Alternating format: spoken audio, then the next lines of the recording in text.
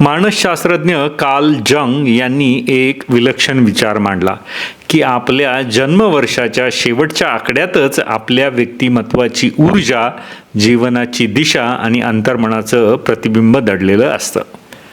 म्हणजे आपण समजा 1942 साली जन्मलो असलो तर 2 या आकड्याचा अर्थ, जो शेवटचा आकडा आहे आपल्या जन्मवर्षाचा, त्या आकड्याचा अर्थ आपल्या स्वभावाशी आणि जीवन प्रवृत्तीशी जोडलेला असतो.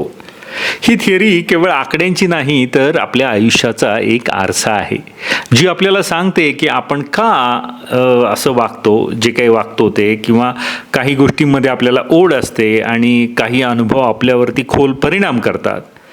तर आज आपण अशाच 0 ते 9 या प्रत्येक शेवटच्या आकड्याचा अर्थ उलगडणार आहोत, ज्यातून कदाचित तुम्हालाही स्वतःची एक नव्यानं ओळख मिळू शकेल.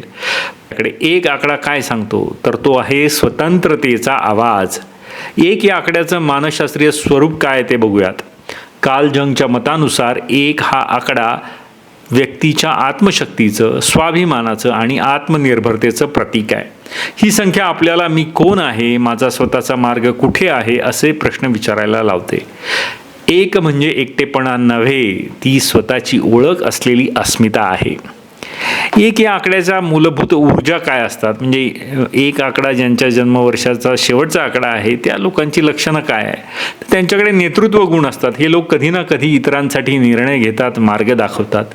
स्वतंत्र विचार, कोणावर अवलंबून न राहता ते आपली दिशा शोधतात. स्वतंत्र विचार करणारे लोक असतात. आत्मविश्वास, कठीण प्रसंगात सुद्धा स्वतःवर विश्वास ठेवतात. नवीन गोष्ट सुरू करण्याची क्षमता, ते प्रवृत्तीने पथदर्शक असतात. 2 या आकड्याचं मानसशास्त्रीय रूप काय आहे तर कार्ल जंगच्या मते 2 हा आकडा म्हणजे एकाकीपणातून दुसऱ्याशी जोडण्याचा प्रयत्न. ही संख्या दर्शवते सहजीवन, समजूतदारपणा, भावना, सौहार्द आणि संयम. 1 असतो स्वतंत्र पण 2 असतो संबंधित. 2 या आकड्याची मूल ऊर्जा काय तर नात्यांमध्ये गुंतवणूक करणारी ही लोक असतात. ऐकून घेण्याची आणि समजून घेण्याची वृत्ती असलेली लोक असतात.